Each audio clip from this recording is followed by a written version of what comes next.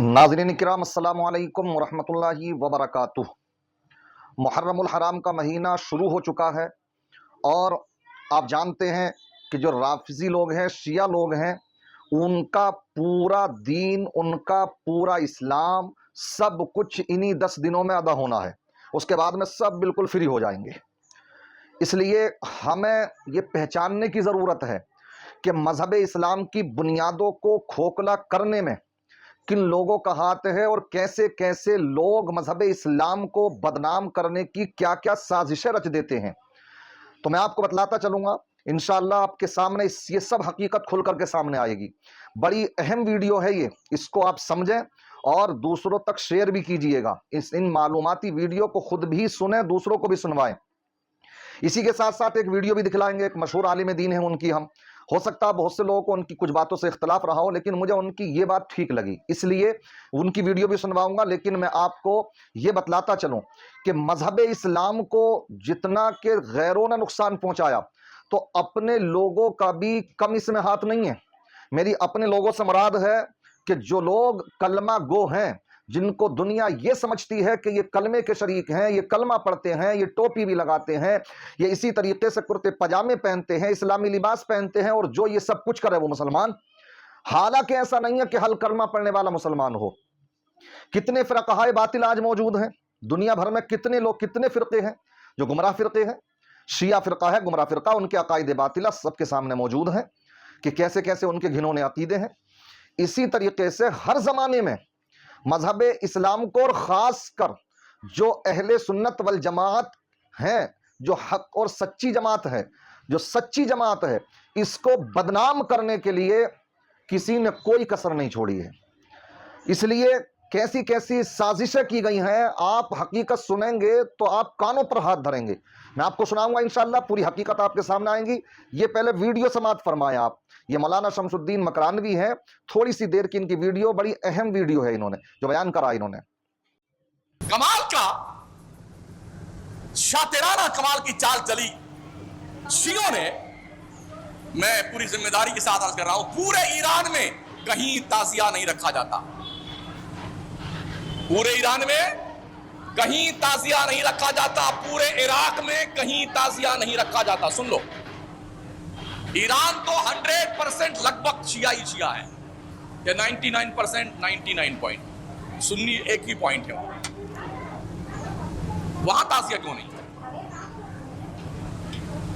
Iraq में 60 और 40 का हिसाब किताब है, शिया 60% है, सुन्नी 40% तकरीबन। वहां ताजिया क्यों?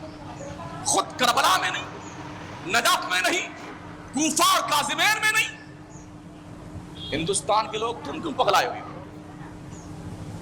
तुम्हारी अकलें घास चरने गई हैं। पूरे मुल्की पैमाने पे हिंदुस्तान में बेशुमार मकामात की रिपोर्ट में जानता हूं जहां पर शिया बिरादरी के लोग सुन्नियों को लाखों रुपए देते हैं कि तुम ताजिया बनाओ, तुम ताजिए का जुलूस निकालो, तुम ढोल बजाओ। मैं पर्सनल जानता हूं। टांडा में तकरीर करने गया फैजाबाद, तो नन्हे अली असगर से लेके अली अकबर तक चौक में सब तशरीफ रखते थे, सारे ताजिया बाबा। और उसी चौक में मेरी तकरीर, सारे ताजिया तशरीफ फरमा है और तकरीर मेरी उसी चौक में। तो मैंने तकरीर शुरू की, वहां पर धज्जियां बेकर के रख दी मैंने कायदे से। 2-4 मौलवी जो उस महल्ले के थे स्टेज छोड़ के डर के मारे भाग गए, यार कुछ हो न जाए। जब वो उठने लगे, मैंने कहा भाई साहब तकरीर तो मैं कर रहा हूं, आप क्यों भागे जा रहे हैं, बैठिए ना। तो बाद में मुझे ये पता चला कि शिया बिरादरी के लोग सुन्नियों को लाखों रुपए देते हैं कि तुम ताजिया बनाओ।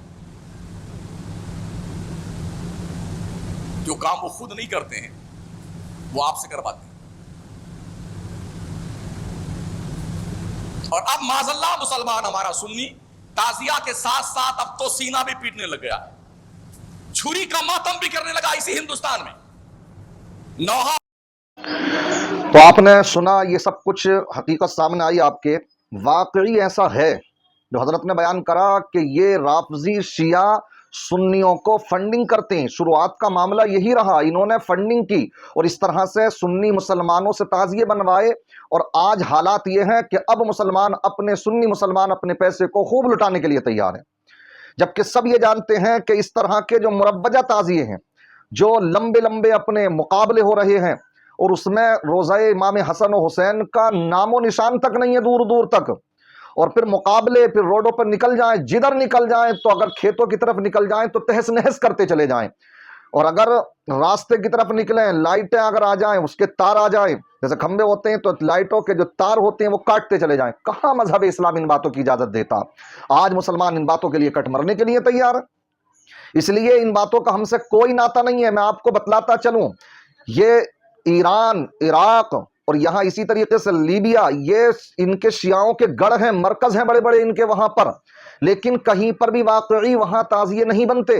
اور ساتھ ہی ساتھ وہاں جو شروعات اس کی ہوئی تو ایک تھا معز الدولہ شیعہ جو بادشاہ تھا عراق کا, تو اس نے سب سے پہلے حضرت امیر معاویہ, اسی طریقے سے صحابہ کرام کے اوپر گالی گلوچ کرنے, حضرت ابوبکر صدیق, حضرت عمر فاروق اعظم, حضرت عثمان غنی, ان صحابہ کرام کے اوپر گالی گلوچ کرنے کی شروعات کرائی باقاعدہ. پھر اس نے چھٹی کری عاشورہ کی 10ویں تاریخ کی, دکانیں بند کرائی, مارکیٹ بند کرائی, عورتوں کو حکم دیا کہ وہ اپنے سینہ کو بھی کریں اور اپنے روئیں, مرثیے پڑھیں, اور پورے یہ تمام جو آج جہالت ہے آپ دیکھتے ہو شیعوں کے اندر, یہ صرف اور صرف شیعوں کا دین, اس کا موجد وہ شیعہ تھا, اور آج ان باتوں کو سنی مسلمان بھی اپناتے جا رہے ہیں.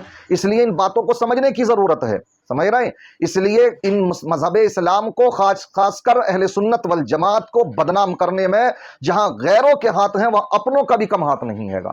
ان باتوں کو سمجھنے کی ضرورت ہے. آج اس طرح کے فرقے ہمارے درمیان میں موجود ہیں. جیسے آپ کا ایک اداہرن میں دیتا چلوں, یہ بات ہو سکتا ہے کسی کی سمجھ میں نہ آ رہی ہو, کم سمجھ میں آ رہی ہو, تو آپ ایک بات یاد رکھیں کہ آپ یہ جانتے ہیں یہ دیوبندی, وہابی جتنے بھی ہیں, انہیں بزرگوں سے کوئی ناتا نہیں, یہ بزرگوں سے کوئی محبت نہیں رکھتے, مگر بہت سے بزرگوں کے مزارات پر آج بھی قابض یہ ہیں. ارے بھائی, جب تم ان سے کوئی محبت نہیں رکھتے, تمہارا ان کا کوئی تعلق نہیں ہے, تو آخر تم براجمان کیوں ہو وہاں پر, قابض کیوں ہو؟ لیکن ہیں قابض, اور کرتے کیا ہیں وہاں پر؟ خود ہوتے دیوبندی وہابی ہیں, مگر سنی بن کر کے وہ حرکتیں کراتے ہیں جس سے کہ سنیت بدنام ہو. ایسے ہی آج یہ شیعہ لوگ سنی بن کر کے ایسی حرکتیں بھی کرتے ہیں جس سے کہ سنیت بدنام ہو. اور انہی چیزوں کو دیکھ کر کے کچھ بہت سے سنیوں نے بھی ان چیزوں کو اپنا لیا. اب تو چندے کرتے ہیں باقاعدہ سنی بھی, اور اونچے اونچے تعزیے بناتے ہیں, یہ سمجھ رہے, جس میں کہ روزہ امام حسن حسین کا دور تک تصور تک نہیں ہوتا. اب تو پتہ نہ براق اور کس طرح کے کہ غیر مسلم بھی دیکھ دیکھ کر کے یہی سوچتے ہیں کہ آج جیسے کہ ہمارے یہاں پر کھیل تماشے کا مذہب ہے تو یہ بھی کھیل تماشے کا ہی مذہب بن کر کے رہ گیا.